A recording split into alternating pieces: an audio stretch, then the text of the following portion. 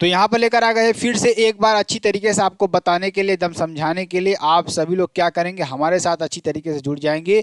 यहाँ पर ध्यान दीजिएगा सभी लोग, इंग्लिश का जो 2023 का आपका मॉडल पेपर था ना, सेट नंबर 7 आपका 316 AB, जो कि वेरी वेरी मोस्ट इंपॉर्टेंट आपके लिए, और यहाँ से क्वेश्चन आपके जरूर बनेंगे। और आप देखिए, जब आप ध्यान दीजिएगा, आप देखें कोई भी पेपर देखेंगे ना, तो पिछला वर्ष का पैटर्न ही आपको दिया जाता है। दो तीन मतलब आपको ध्यान दीजिएगा, 60% क्वेश्चन तो मैच करते हैं सेम टू सेम, लेकिन उसमें से 20% क्वेश्चन ऐसे होते हैं जो एग्जामिनर देता है।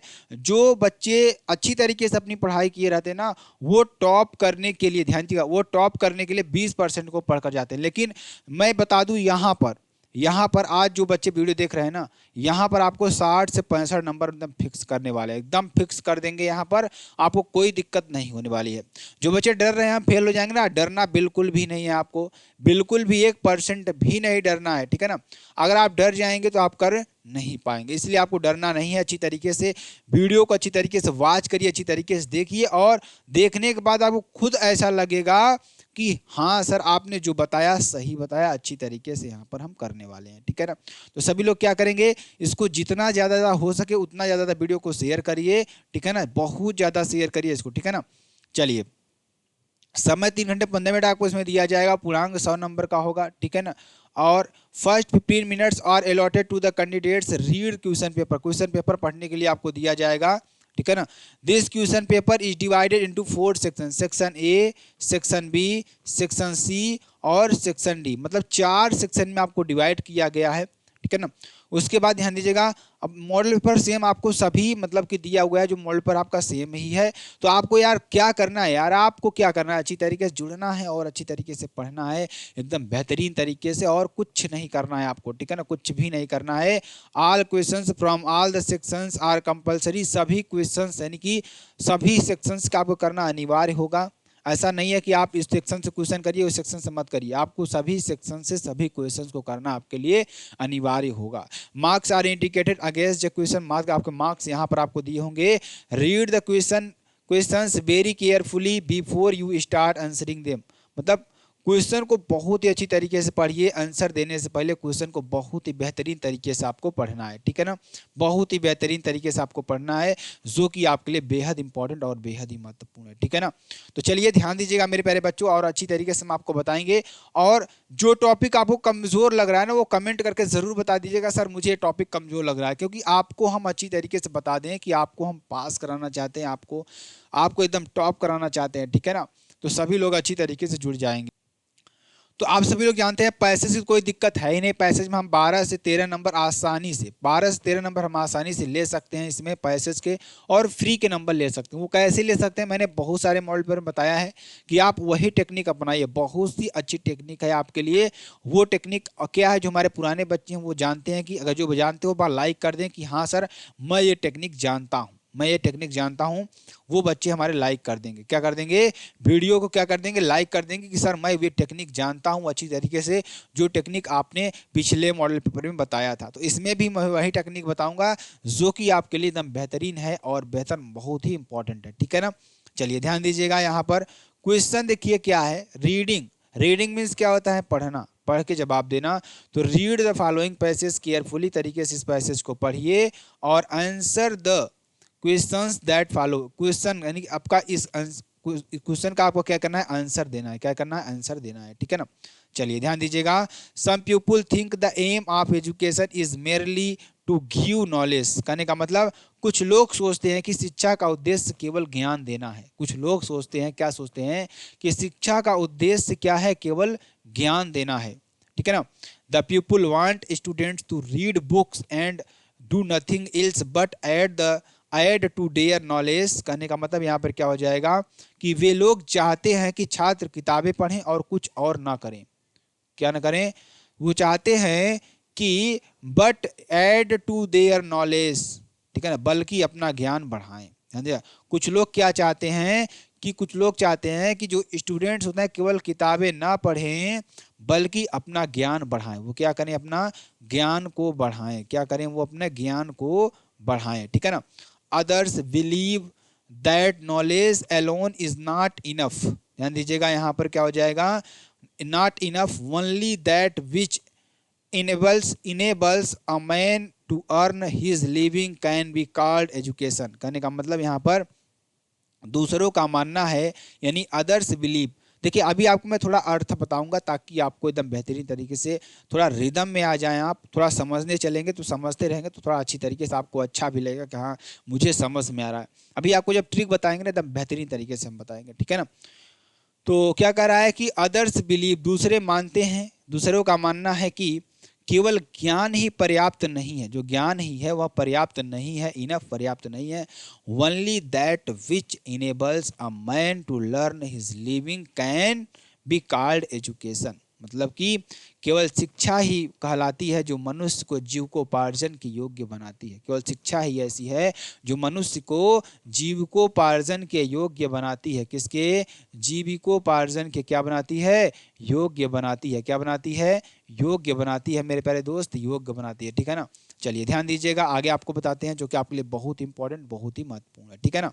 चलिए, such people thinks that bear to more important than anything else. कहने का मतलब यहाँ पर क्या हो जाए, कुछ लोग सोचते हैं कि शिक्षा का उद्देश्य केवल ज्ञान देना है। कुछ लोग सोचते हैं, क्या सोचते हैं, हाँ, कुछ लोग सोचते हैं कि रोटी, यहाँ पर बियर ब्रेड हो जाएगा, कुछ लोग सोचते हैं कि रोटी किसी भी अन्य चीज से अधिक महत्वपूर्ण है। जो रोटी है किसी भी अन्य चीज से अधिक महत्वपूर्ण है, ये आपको बताना है, ठीक है ना।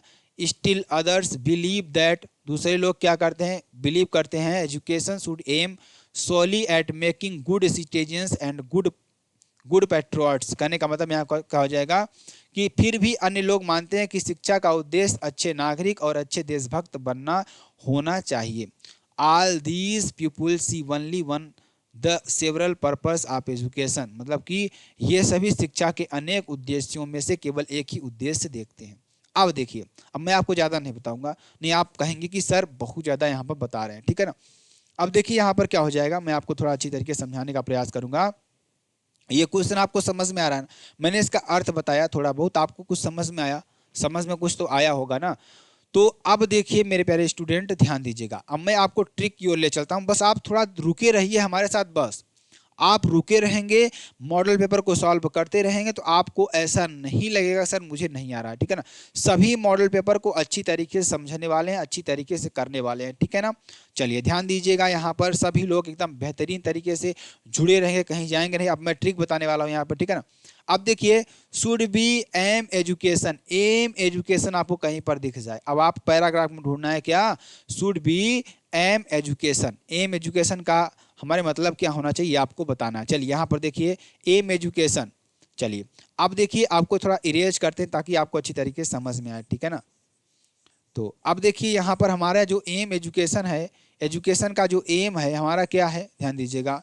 यहाँ पर आपको क्या लिखना है, एजुकेशन। एजुकेशन देखिए आपको दिखा ना, एजुकेशन आपको दिखा ना, यहाँ पे इस पैराग्राफ को उठाइए, यहाँ से उठाइए और यहाँ तक पूरा लिख दीजिए, आपका एक आंसर कंप्लीट, एक आंसर आपका कंप्लीट। कोई इसमें दिक्कत आप किसी को, कोई दिक्कत नहीं होनी चाहिए। हाँ सर मुझे समझ में आ गया, अगर आपको समझ में आ जाए तो एक बार कमेंट ज़रूर कर दीजिएगा सर मुझे समझ में। और हाँ, जो भी टॉपिक आपको ना समझ में आया उसमें भी आपको कमेंट करना है कि सर मुझे ये टॉपिक नहीं समझ में आया, इसे आप फिर से बता दीजिए। मैं फिर से आपको बताऊँगा, क्योंकि अभी आपको कल पूरा दिन, आज पूरी रात दिन भर वीडियो चली गई, लेकिन कल आपको पूरी रात ही वीडियो आपको चलने वाली है, ठीक है ना।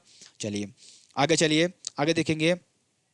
अगला क्वेश्चन देखिए, bread is more important than anything else, do you agree if you not. मतलब कि जो रोटी है सबसे ज़्यादा इंपॉर्टेंट है प्रत्येक चीज़ से, क्या आप इससे एग्री हैं या नहीं एग्री हैं। तो ध्यान दीजिएगा, यहाँ पर ध्यान दीजिएगा, जो आपको ब्रेड कहीं पर दिख जाए, ब्रेड अभी आपको मिला था जहाँ हम पढ़ाए थे, तो ब्रेड आपको कहाँ मिला, ध्यान दीजिएगा। ब्रेड अगर यहाँ पर दिखा जाए, दूसरे पैराग्राफ में मिला था हमारा यहाँ पर, ठीक है ना, यहाँ पर ब्रेड मिला था। तो यहाँ पर आपको इस पैराग्राफ को उठाना है, इस पैराग्राफ को उठाना है, क्या इस पैराग्राफ को उठाना है और यहाँ तक पूरा लिख देना है, आपका आंसर कंप्लीट हो जाएगा, ठीक है ना। अगला क्वेश्चन देखिए, what type the of man should be produced by education. किस प्रकार के व्यक्ति जो होते हैं एजुकेशन को प्रोड्यूस्ड करते हैं। तो यहाँ पे देखिए प्रोड्यूस्ड आपको कहीं मिल जाए, produced, education should not be produced. देखिए यहाँ पे आपके देखिए ये आपका हो जाएगा, ये आप लिख दीजिएगा, ठीक है ना। तीसरा आपका कंप्लीट हो जाएगा। आंसर आपको मिल रहे हैं ना, तो अच्छी तरीके से इसी तरीके ज़्यादातर आपको मिलेंगे ही मिलेंगे, बस अच्छी तरीके से आपको सॉल्व करना रहेगा, कुछ नहीं करना है। आपको लिखना है आंसर नंबर, सेक्शन ए ऊपर डाल देना है, आंसर नंबर लिखना है, आंसर नंबर, ठीक है ना, आंसर नंबर इतना a b c d section a में डालते लिखते चलिए, एक का भी, एक के बी, एक के सी, ऐसे डालते चले जाएंगे, आप अच्छी तरीके से लिख लेंगे, कोई दिक्कत मेरे प्यारे रसगुल्लो, कोई दिक्कत नहीं होनी चाहिए, ठीक है ना। चलिए अगले क्वेश्चन की बात करते हैं। अगला क्वेश्चन देखिए इसमें क्या दे रखा है, जो कि आपके लिए बेहद इंपॉर्टेंट और बेहद ही महत्वपूर्ण है। एक्सप्लेन द अंडरलाइन पोर्शन, इसमें आपको एक अंडरलाइन दिया जाएगा यहाँ पर, कहाँ पर, यहाँ पर आपको एक अंडरलाइन दिया जाएगा जो कि आपके लिए बेहद इंपॉर्टेंट और बेहद ही महत्वपूर्ण है। मान लीजिए जैसे आपको यही अंडरलाइन दे दिया कि as a matter fact education should be aim things together, जो हमारा एम है और जो हमारी एजुकेशन है, ठीक है ना, वो दोनों साथ साथ कैसे चलती हैं, ये आपको थोड़ा बता देना है, या तो नहीं तो यार नीचे वाला जो पैराग्राफ है वही लिख देंगे तो आपका आंसर कंप्लीट हो जाएगा, ठीक है ना। चलिए आगे चलते हैं। इंडिपेंडेंस मतलब क्या होता है, इंडिपेंडेंस मीन्स क्या होता है, पैसेज मीन्स इसका मतलब क्या हो जाता है, स्वतंत्र, और पर्पस का मीन्स भी क्या होता है, स्वतंत्र होता है, ठीक है ना। लक्ष्य होता है, लक्ष्य मतलब स्वतंत्र तरीके से आप अपने लक्ष्य को कैसे प्राप्त कर रहे हैं, ठीक है ना। Which word in the passage means, aim का मतलब क्या, एम मीन्स क्या होता है, लक्ष्य होता है, क्या होता है, लक्ष्य होता है। और फ्रीडम मीन्स भी क्या होता है, आपको स्वतंत्रता दी जाती है अपने लक्ष्य के प्रति, ठीक है ना। Right the noun of the world, believe, believe का नाउन क्या हो जाएगा, बिलीव का नाउन हो जाएगा बिलीव, क्या हो जाएगा, बिलीव, विश्वास, ठीक है ना। चलिए अगला देखेंगे, सेक्शन बी की बात करते हैं। सेक्शन बी में आपके लिए बहुत ही इंपॉर्टेंट चीज, बहुत ही महत्वपूर्ण चीज, 10 नंबर का आपका पूरा का पूरा प्रश्न रहता है मेरे प्यारे दोस्त। और बहुत बच्चे इसी में कमेंट कर रहे हैं कि सर मुझे लिखना बता दीजिए, जैसे कि the book which you like most, देखिए आप देखे होंगे कि हर एक मॉडल पेपर में ना, हर एक मॉडल पेपर, जितना मॉडल पेपर मैंने आपको बताया अभी, जितना भी मॉडल पेपर मैंने आपको बताया, सब में आपको अलग अलग आर्टिकल दिया हुआ है, आप देखेंगे। लेकिन जो लेटर है ना, लेटर आपको सेम मिलेगा, लेटर आपको सेम मिलेगा, लेकिन आर्टिकल देखिए लिखने वाली चीज़ होती है, राइटिंग लिखने वाली चीज़ होती है, वो भी कैसे लिखने के लिए आपको देते हैं एग्जामिनर, सोच के अपने दिमाग से लिखने के लिए देते हैं, ठीक है ना। तो इसलिए ज़्यादातर क्या होता है कंडीशन में, वो लोग यही सोचते हैं कि हम क्या करें, बच्चे के माइंड को हम टेस्ट करें।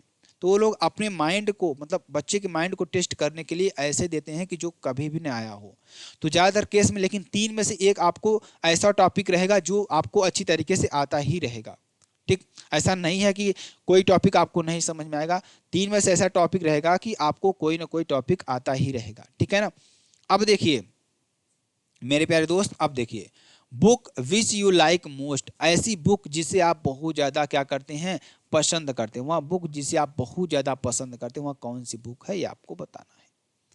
समझ में आया ना, वह बुक आपको बताना है। तो ध्यान दीजिएगा, अब जरूरी नहीं है कि आप गीता के बारे में ही लिखें, आप भागवत गीता के बारे में ही लिखें, आप रामायण के बारे में लिखें, आप कुछ भी जो आपको पसंद हो बुक, उस बुक को उठाइए, उसके बारे में पूरा लिखिए कि ये बुक ऐसी है, ऐसे ऐसे इसमें होता है, सारी चीज़ें हिंदी में पहले बना लीजिए अच्छी तरीके से, और 15-20 मिनट इसमें ले लीजिए। 15 मिनट में आप 1 मिनट में एक सेंटेंस सोच सकते हैं ना कि हमें जो बुक पसंद है, I am like the book of Ramayana book को, इसमें जो राम और सीता का चित्रण है वो बता दीजिए कि राम ऐसे थे, सीता की पत्नी थी, या किसने कितने भाई थे, कहाँ के थे, उनके पिता का नाम दशरथ था।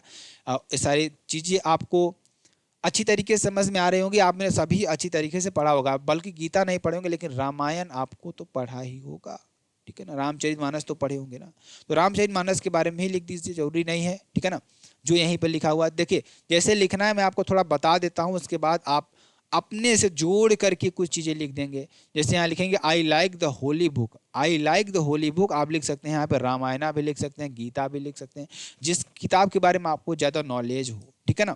लिखें गीता द मोस्ट, बिकॉज क्योंकि the Gita does not belong to particular approach और स्कूल और टाइम, मतलब ये ना किसी स्कूल में, ना किसी पर्टिकुलर स्कूल या टाइम के किसी समय पढ़ा जा सकता है। It is the book and defining human nature the karma of, मतलब यह बुक क्या है, जो आपके कर्म पर आधारित होती है, ह्यूमन बीइंग के कर्म पर आधारित होती है, in life based on occasion, ठीक है ना। आपका हो जाएगा इट कंटेंस क्या हो जाएगा, preachings of lord Krishna delivered to Arjuna, ठीक है ना। ये आपको कृष्ण और अर्जुन के वार्तालाप की बात है। और कुरुक्षेत्र बैटलफील्ड, मतलब जो कुरुक्षेत्र आपका हो रहा था ना, उस समय कृष्ण और अर्जुन बातचीत कर रहे थे और उसी समय यह महान गीता की रचना हुई थी। ठीक है ना।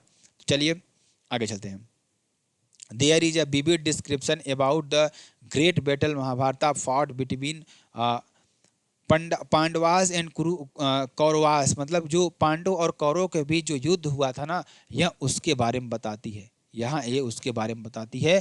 तो इस बुक के बारे में पूरा आप लिख दीजिएगा अच्छी तरीके से, आपका आंसर कंप्लीट हो जाएगा। और 10 से 15 सेंटेंस आपको लिखना है, ज़्यादा नहीं लिखना है, 10 से 15 सेंटेंस आपको लिखना है। ठीक है ना। और मैंने आपको जितना बताया है इतना तो आप लिख सकते हैं, रट सकते हैं, पढ़ सकते हैं। ठीक है ना, कोई दिक्कत इससे आपको नहीं होनी चाहिए। Importance of river in India, मतलब अपने भारत में नदियों की जो महत्व है वो आपको बताना है कि हमारे भारत में जो नदियों की महत्व है वो आपको बताना है कि नदियाँ हमारे लिए कितनी उपयोगी हैं। नदियों से सिंचाई भी होती है, समझ में आ रहा है ना। और जो हमारे जलीय जीव हैं वो संरक्षित भी रहते हैं। तो यहाँ पर क्या है, rivers are backbone of human civilization. मनुष्य समाज के लिए जो नदियाँ हैं ना वो बैकबोन है, रीढ़ की हड्डी है। क्या है, रीढ़ की हड्डी। जैसे मनुष्य के शरीर में रीढ़ की हड्डी उसका सब कुछ है ना, उसी तरीके से जो मनुष्य का जो समाज है उसके लिए नदियाँ हैं, बैकबोन है उसकी। They provide fresh water which the used for various purpose such as drinking, washing, cleaning and irrigation of agriculture field. मतलब कि ये हमें, आप शहरों में देखते हो पानी जहाँ से आता है नदियों से आता है, वहाँ बोर तो करा नहीं सकते हो, नदियों से पानी लाते हैं, प्यूरीफाई करके आपको देते हैं। तो बहुत जगह ऐसे चल रहा है। तो क्या होता है यहाँ पर ध्यान दीजिएगा, यानी जो इसका वाटर है हम किसके लिए यूज करते हैं, वेरियस पर्पज, बहुत विभिन्न प्रकार के उद्देश्यों के लिए करते हैं। जैसे पीने के लिए, ड्रिंकिंग के लिए, वॉशिंग के लिए, कपड़ा धोने के लिए, क्लीनिंग के लिए, साफ सफाई के लिए, and irrigation of agricultural field के लिए। ठीक है ना। India rivers are revealed the worshipped by the name of goddess. ठीक है ना। जो इंडिया रिवर्स है आर वस्तु पूजनीय है, बाय द नेम ऑफ, भगवान के लिए पूजनीय है, भगवान के लिए पूजनीय। Almost all the ancient human civilisations flourished on the banks of great rivers. ये आपका हो जाएगा the Harappa and Mohenjo Daro civilisation. Mohenjodaro यहाँ पर होना चाहिए, मोहनजोदारो, देखिए अलग हो गया है ना। तो Harappa and Mohenjodaro civilization flourished on the banks of Indus River. Similarly, the Mesopotamian civilization of Iran and Iraq developed on the bank of river दज्जल and फरात। मतलब ध्यान दीजिएगा, जो हड़प्पा और मोहनजोदारो है ये किसके नदी किनारे, इंदुस रिवर के किनारे ये हुए। और जो मेसोपोटामियन सिविलाइजेशन ये Iraq developed and bank of river दज्जल एंड फरात के नदियों किनारे ये उत्पन्न हुए हैं। ठीक है ना। आगे देखते हैं। It is because from ancient time people realize that the facility soil depends on river. ठीक है ना। तो इट इज बिकॉज, क्योंकि फ्रॉम एंशियंट टाइम, पुराने समय में, पीपुल रियलाइज दैट, उन्होंने महसूस किया कि the facility of soil depends on river. जो फर्टिलिटी, जो मिट्टी की उत्पादकता है ना वो नदियों पर निर्भर करती है। So they began to settle down there included crop cultivation and 4 rivers valleys. मतलब ठीक, तब ये उन्होंने सोचा कि अब जब ये हमारे लिए वरदान है तो हम नदियों के किनारे क्या कर सकते हैं, हम अपनी खेती कर सकते हैं। तो यहाँ पर इस तरीके से आप लिख सकते हैं, कोई दिक्कत वाली बात आप सभी को नहीं होनी चाहिए। ठीक है ना। तो इस तरीके से आपका हो जाएगा। चलिए ध्यान दीजिएगा अगला, the place of mother in society. हमारे समाज में माता का क्या महत्व है ये आपको बताना है कि हमारे समाज में माता का क्या महत्व है। ठीक है ना, ये आपको अच्छी तरीके से बताना है मेरे प्यारे दोस्त। तो चलिए आगे बढ़ते, आगे देखिए एकदम बेहतरीन तरीके से मैं आपको बताऊंगा, आगे भी आपको ऐसे ही समझना है। ठीक है ना। जैसे इसमें दे दिया, क्या दे दिया मेरे प्यारे दोस्त, क्या दे दिया, my place of mother in society. आपके समाज में आप समाज को छोड़िए, सोसाइटी को छोड़िए, अपनी नज़र में देखिए आपकी माता का आपकी नज़र में क्या महत्व है। यार अपनी मदर पर आप एक आर्टिकल नहीं लिख सकते हो, बेकार है यार ये सब। तो अगर आप अपनी मदर पर एक आर्टिकल नहीं लिख सकते हो तो क्या कर सकते हो बताओ ज़िंदगी में। अभी आपने पढ़ा, 12 साल तक पढ़ाई की होगी ना, 1 साल तक तो पढ़ा होगा, आर्टिकल नहीं लिखा अभी तक आपने। तो कुछ बच्चे तो हमारे ऐसे होंगे जो अभी अभी हड़बड़ा कर आए हैं और हम यहाँ पर कुछ समझा रहे हैं तो बोल रहे हैं सर आप क्या समझा रहे हैं, ऐसे क्या कर रहे हैं, वैसे क्या कर रहे हैं। देखिए मैं आपको ये चीज़ बताना चाहता हूँ कि आपने कितने दिन पढ़ाई की, अगर आपने साल भर पढ़ाई की होती ना, मैं रेगुलर, देखिए हमारे चैनल पर देखेंगे ना, रेगुलर मैं इंग्लिश की क्लास दिया हूँ, रेगुलर रेगुलर, और इंपॉर्टेंट क्वेश्चंस लेकर ग्रामर हर एक चीज दिया हूँ। लेकिन अब जब आप अचानक से यहाँ पर आ रहे हैं ना, तो आपको ऐसा लग रहा है कि कुछ नहीं समझ में आ रहा। समझ में आएगा मेरे प्यारे मित्र, आपको मैं बताना चाहता हूँ कि आप फेल होकर कभी नहीं आएंगे। मेरा गारंटी है, मेरा दावा है आपसे कि आप फेल तो नहीं होने देंगे आपको। ये लिख लीजिए मेरी बात को, ठीक है ना, फेल नहीं होने देंगे आपको, फेल बिल्कुल भी नहीं होने देंगे, ठीक है ना। तो जैसे इसमें दे दिया कि माई मदर इन सोसाइटी, समाज में मेरी माता का क्या है कि it is said that under feet of once mother lines the heaven, mother's role in, देखिए जो हम कहते हैं कि इट इज सैड दैट, यहाँ कहा गया है कि under feet of once mother की lines the heaven, mother's role in society can not be underestimated, ठीक है ना। यहाँ पे आपका हो जाएगा मेरे प्यारे दोस्त, ध्यान दीजिएगा आप सभी लोग, जो कि आपके लिए बेहद इंपॉर्टेंट। तो ध्यान दीजिएगा, लिखने का मैं आपको ट्रिक बताता हूँ, इसको भी लिखने का ट्रिक बताता हूँ कैसे आप लिखेंगे। ध्यान दीजिएगा, जितना आपको यहाँ पर दिया इतना आप थोड़ा देखिए, आप थोड़ा उन शब्दों को उठाइएगा जो ग्रामेटिकली हो शुरू में, ठीक है ना, लेकिन लास्ट में आप बेवकूफ़ बनाइए उसको, मतलब लास्ट में आप ऐसे शब्दों को लिखे जो आप खुद से बन रहे हो, ठीक है ना। उसी टॉपिक पर आपको लिखना है, ये नहीं कि आप दूसरे टॉपिक उठा ले आए, ठीक है ना। तो इस तरीके से आप आर्टिकल को लिख सकते हैं आसानी से मेरे प्यारे दोस्त, ठीक है ना। अगला देखिए क्वेश्चन आपके लिए क्या है, अगला question, write a letter to your younger brother, अपने क्या लिखना है, अपने छोटे भाई को, यंगर मीन्स क्या होता है, छोटे भाई को, मेरे प्यारे दोस्त क्या होता है, छोटे भाई को, explaining to him the importance of morning walk and the balance diet for keeping good health, मतलब कि उसे क्या बताना है कि भाई को समझाते हुए एक पत्र लिखिए कि अच्छे स्वास्थ्य के लिए, अच्छे स्वास्थ्य के लिए सुबह की सैर और संतुलित आहार का महत्व उसे समझाना है आपको, ठीक है ना। चलिए आगे आपको बताते हैं, ध्यान दीजिएगा। तो इतनी बात आपको समझ में आई ना कि किसको लिखना है, छोटे भाई को क्या लिखना है मेरे प्यारे दोस्त, एक क्या लिखना है, लेटर लिखना है। उसमें आपको क्या बताया गया है, ध्यान दीजिएगा यहाँ पर, उसमें आपको ये बताया गया है कि आप सुबह के जो मॉर्निंग वॉक है ना, उसको बैलेंस डाइट के साथ करिए, आपकी हेल्थ क्या होगी, गुड हेल्थ होगी, अच्छी स्वास्थ्य होगा। तो इसके बारे में अपने भाई को बताना है, ठीक है ना। अब क्या बताएंगे आप, क्या बताएंगे, पहले देखिए, पहले आपको क्या लिखेंगे, यहाँ पर एड्रेस लिखेंगे, सेक्टर 425 है, Punjabi Bagh, new Delhi, 5 December 2022। Dear Anuj, क्या लिखेंगे, dear Anuj, hope you are good health, सेप your board exam of 12th are approaching forth, मतलब करने के बाद थर्ड मतलब हो जाएगा कि आशा करता हूँ, उम्मीद करता हूँ कि आप अच्छे स्वस्थ होंगे और सेफ योर बोर्ड एग्जाम, अच्छे से अच्छा होंगे और अच्छे स्वास्थ्य होगा आपका।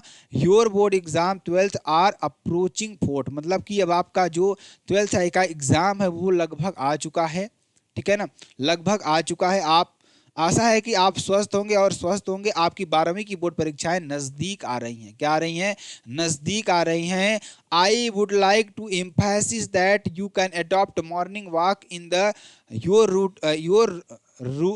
Routine, take a balance diet, you keep yourself fit and healthy and abstain yourself from disease as well as. ध्यान दीजिए, जैसे कि इसमें कहा गया है कि मैं इस बात पर जोर देना चाहूँगा कि यदि आप अपनी दिनचर्या में सुबह की सैर को अपनाते हैं और संतुलित आहार लेते हैं तो आप खुद को फिट और स्वस्थ रखते हैं, ठीक है ना, और बीमारियों से भी बचे रहते हैं, ठीक है ना। ये आपके लिए हो जाएगा, जो कि आपके लिए बेहद इंपॉर्टेंट। देखिए अब आप इतना लिखिएगा, मतलब जो बातें अपने भाई के लिए लिख सकते हो ना, लिख दीजिए, ठीक है ना।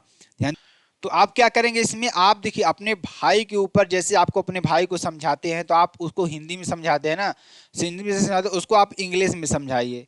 इंग्लिश में से आप समझा रहे हैं कि आप ऐसे हेल्थ का स्वास्थ्य रखिए, अपना ख्याल रखिए, इतने समय भोजन करिए, इतने समय उठिए, तो वो सारी बात इसमें आप लिख सकते हैं, कोई इसमें इशू वाली बात नहीं होगी, ठीक है ना। उसके बाद आप नीचे क्या लिखेंगे, यहाँ पे लिखेंगे your Elder brother Vineet Shukla. अब देखिए अगला जो आपके पास आता है, अगला जो आपका आता है, write a letter the district magistrate complaining about the frequent long time break down power supply in your local. देखिए अब ये लेटर दोबारा आया है, एक मॉडल पेपर में आपका आ चुका है, ठीक है ना, ये दोबारा आया हुआ है। तो यहाँ पे लिखेंगे the district magistrate Hardoi UP, यहाँ पे क्या लिखेंगे, to the district magistrate Hardoi UP. और मेरे प्यारे मित्र क्या लिखेंगे, सब frequent power breakdown in my Chandan Nagar locality. यहाँ पर देखिए बदल दिया है, बदल दिया है। हर एक में कुछ ना कुछ शब्द जरूर बदलेगा। तो आप लोग ब्रेक डाउन कहीं पर आ जाए ना तो ध्यान दीजिएगा कि ऐसा गलती मत करिएगा, ठीक है ना। अब मैं आपको थोड़ा इसमें बताऊंगा, जितना बताऊं उतना ही लिखिए, उसके बाद अपने मन से लिख दीजिए जो भी हो, आपका नंबर मिले पूरा। अब देखिए जैसे मैं आपको कह दूं कि यार रट लीजिए आप इसको, आप रट पाएंगे? नहीं रट पाएंगे। मैं आपके भले के लिए कह रहा हूँ। जैसे आपको अगर 10 नंबर मिल रहा है ना, तो मैं कह रहा हूँ कि 8 नंबर आपको मिल ही जाएगा। जैसे मैं बता रहा हूँ लिखने के लिए, जैसे अगर दे दिया ब्रेकडाउन पर, तो आप यहाँ से उठाइए और यहाँ तक, ज़्यादा नहीं यहाँ तक याद कर लीजिए, थोड़ा जो जो दिया है ना उस पर थोड़ा फोकस कर लीजिए। अब यहाँ तक मैं आपको हिंदी बता देता हूँ अच्छी तरीके से। जब यहाँ मैं आपको बता दूँ तो आपको वहाँ पर समझ में आएगा, हाँ यही मुझे लिखना है, ठीक है ना, यही मुझे। जैसे I am resident of above locality, मैं इस लोकेलिटी का रहने वाला हूँ, रेजिडेंट हूँ। I beg to draw your kind attention, मैं आपका जो ध्यान है इस तरफ आकर्षित करना चाहता हूँ कि frequent breakdown disruptions of power supply in our locality which is causing great inconvenience to the local residents. मतलब कि यहाँ पर क्या हो गया कि जो पावर की सप्लाई है ना हमारे लोकेलिटी में, काजिंग ग्रेट, बहुत ज़्यादा कारण है इसका, और इनकन्वीनियंस द लोकल रेजिडेंट्स, मतलब ये हमारे जो लोकल रेजिडेंट्स जो रहने वाले हैं बहुत ज़्यादा परेशान हैं। Due to long term power failure, मतलब बहुत ही लंबे समय तक जो पावर की फेलर है यहाँ पर दिखाई देता है। और water supply in the morning, सुबह में जो वाटर की सप्लाई होती है वो नहीं हो पाती है। इवनिंग द सेवरली हैम्पर्ड, मतलब कि हम शाम में क्या हो जाते हैं, बहुत ज़्यादा हैम्पर्ड हो जाते हैं। अब आपको क्या करना है मैं आपको बताता हूँ, ध्यान दीजिएगा। अब आपको जो चीज़ें, जैसे आपके गांव में या मोहल्ले में बिजली कट गई ना, तो आपको जो प्रॉब्लम फेस करनी पड़ रही है ना उसके बारे में आपको लिखना है, सिंपल सी भाषा में। अगर मैं कहूँ कि यही आप पूरा रट लीजिए तो आपके लिए बहुत ही कठिन काम है।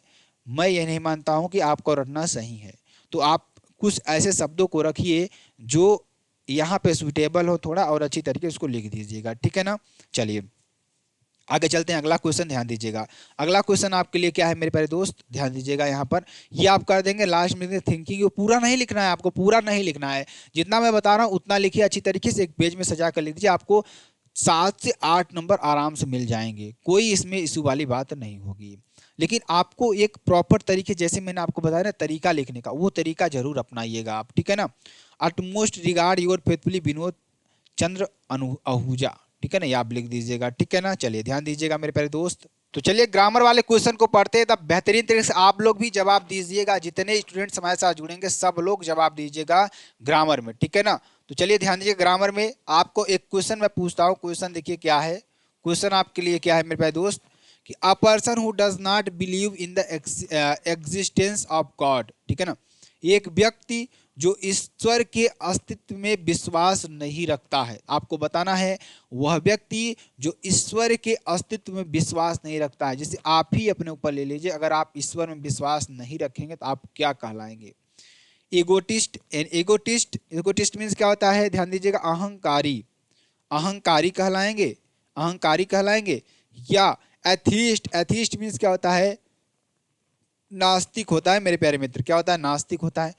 अल्ट्रिस्ट, अल्ट्रिस्ट मीन्स क्या होता है मेरे प्यारे दोस्त, क्या होता है, अल्ट्रिस्ट मीन्स क्या होता है यहाँ पर, परोपकारी, क्या, परोपकारी।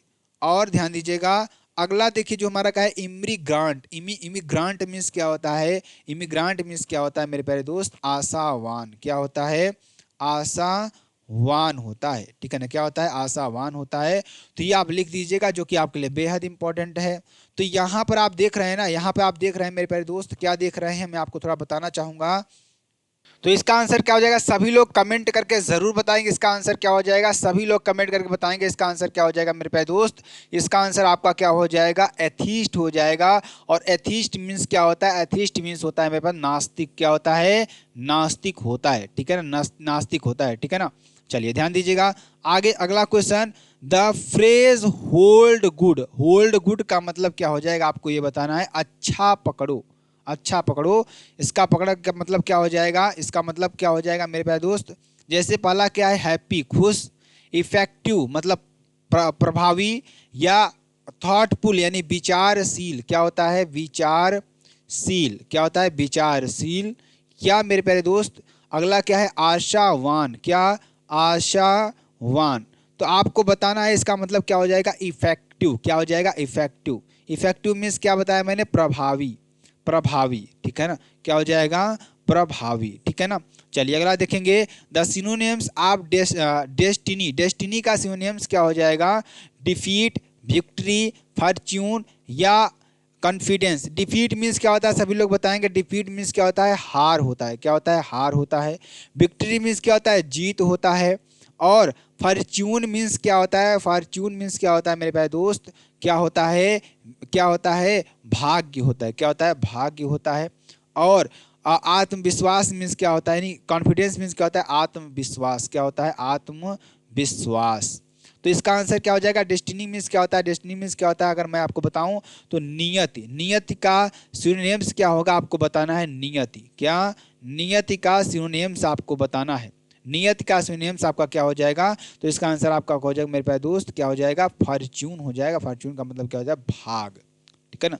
No sooner had come here when father talked to him which word sentence in error, इसमें ईरर क्या है, व्हेन में आपका क्या है, ईरर है, क्या है, व्हेन में आपका क्या है, ईरर है, ठीक है ना। The antonyms of Patriot, Patriot का एंटोनिम्स क्या हो जाएगा आपको ये बताना है मेरे प्यारे दोस्त, ध्यान दीजिएगा यहाँ पर, ध्यान दीजिएगा। पेट्रियाट मीन्स क्या होता है, देशभक्त, क्या होता है, देशभक्त होता है, क्या होता है, देशभक्त होता है। इसका अगर पूछ रहा है एंटोनिम्स मतलब विपरीत वाला शब्द, विपरीत वाला शब्द पूछ रहा है, तो विपरीत वाला शब्द इसका क्या हो जाएगा मेरे प्यारे दोस्त, आप सभी को बताना है विपरीत शब्द इसका क्या हो जाएगा। अब देखिए आगे देखेंगे, आगे देखेंगे मेरे प्यारे दोस्त, आगे देखिए यहाँ पर क्या हो जाएगा, change any one of the following in direct speech में आपको चेंज करना है। कैसे में चेंज करना, इनडायरेक्ट स्पीच में देखिए, ही सेड टू अस, उसने मुझसे कहा, let us have some music, let us have some music, क्या हो जाएगा, सी सजेस्टेड, उसने सजेस्ट किया, वी हैव सम म्यूजिक, क्या हमारे पास कुछ म्यूजिक है, ठीक है ना।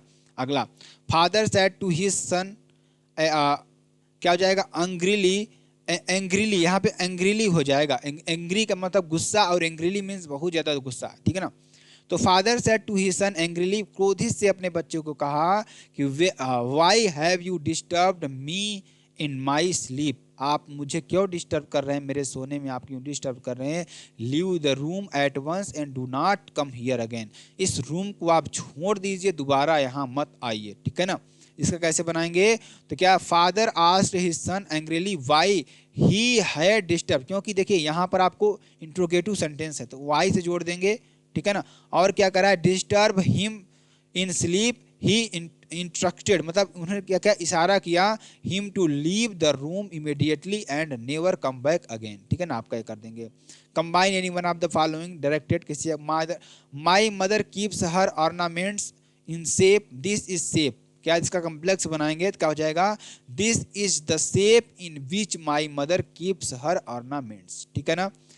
A very healthy man come to me yesterday, बहुत ही हेल्दी व्यक्ति हमारे पास आया, और ही वॉज ब्लाइंड, वह क्या था, अंधा था, तो कम्प्लेक्स का बनाएंगे तो he is very healthy man who come to me yesterday was blind, ठीक है ना।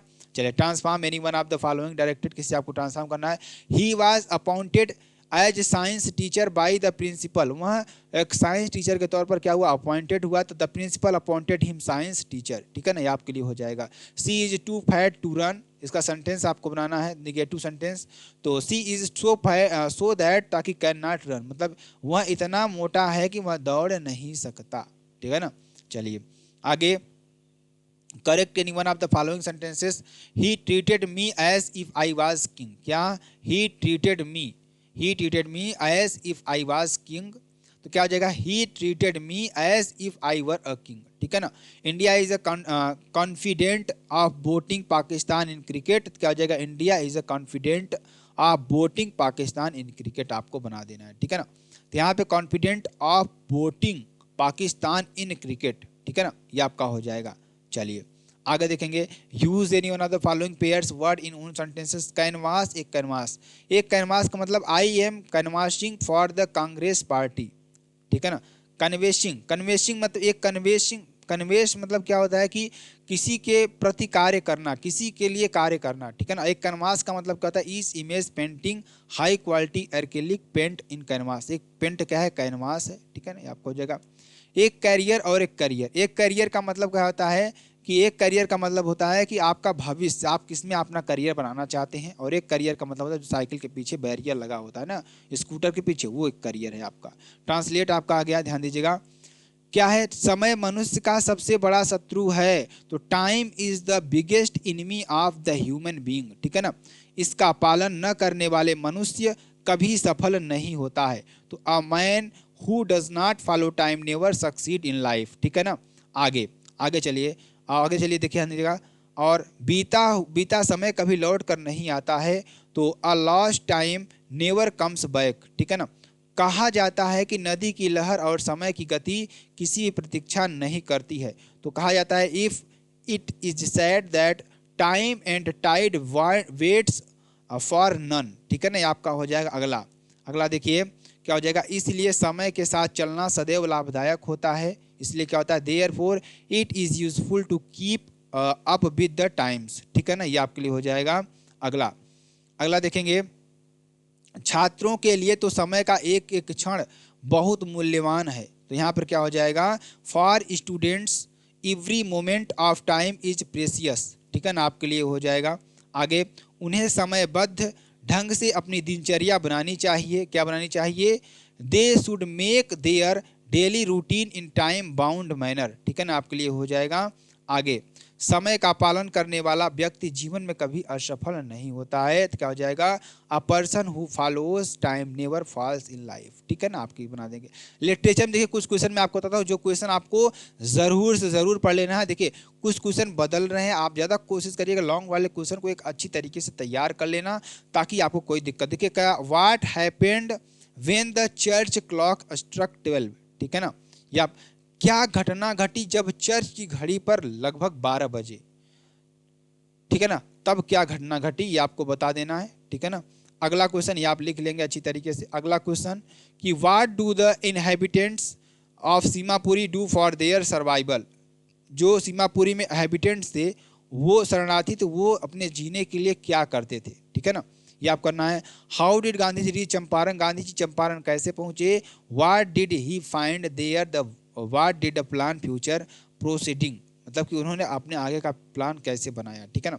गांधी जी रीच्ड चंपारण, ठीक है ना, आप यहाँ लिख देंगे अच्छी तरीके से, इसको स्क्रीनशॉट कर लेंगे। अगला क्वेश्चन क्या है, what thoughts were floating in the mind of Sophie while returning home from the meeting place. ये क्वेश्चन आपको कर लेना है, ठीक है ना। अगला क्वेश्चन देखिए, लॉन्ग टाइप आपसे पूछेगा, how was civil disobedience won for the first time in India, describe the struggle done by the Gandhi ji others, ठीक है ना, ये आपको कर देना है, ठीक। अगला क्वेश्चन ध्यान दीजिएगा। अगला क्वेश्चन आपके लिए क्या है कि what handicaps stayed with Douglas for the long time, what did he do to resolve it, ठीक है ना, ये आप क्वेश्चन कर दीजिएगा। और अगर आप चाहते हैं ना कि एक अलग से वीडियो आए सेक्शन डी की, तो मैं उसको लाऊंगा। यहाँ पे आप क्वेश्चन को देखना अच्छी तरीके से, क्योंकि जो लगभग क्वेश्चन है मॉडल पेपर में, वो लगभग क्वेश्चन मिल रहे हैं, मतलब कि लगभग क्वेश्चन वही रिपीट हो रहे हैं आपके, ठीक है ना, सारे क्वेश्चन। अभी आपका देखिए पोएट्री आया, स्टैंजा, बिल्कुल ट्रिक से आपको हम बताएंगे, इसको ट्रिक से बताएंगे।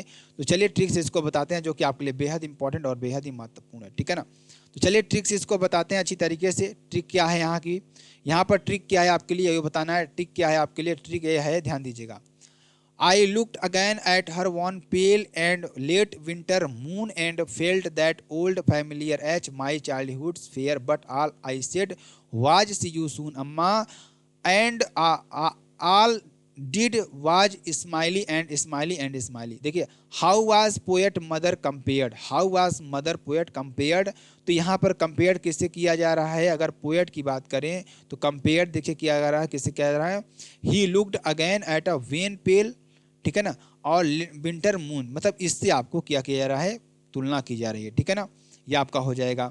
अगला अगला why did poetess feel, poetess feel क्या कर रही है, पोइटेस फील क्या कर रही है, यहाँ पर देखिए, देखिए but I said see you soon Amma. तो यहाँ पर आपको फील वाला क्या लिखना है, आपको देखिए फेल्ट, फेल्ट यहाँ शुरू हुआ ना, एंड फेल्ट दैट, फील करती है कि old familiar ache my childhood fear but I all said, ठीक है ना, आप इतना लिख देंगे, आपका आंसर कंप्लीट हो जाएगा, ठीक है ना, ये आप लिख दीजिएगा।